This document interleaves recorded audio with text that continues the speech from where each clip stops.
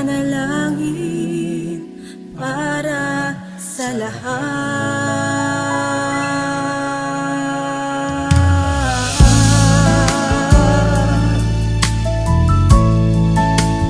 Gising sa umaga, sikat ng araw ay tanaw.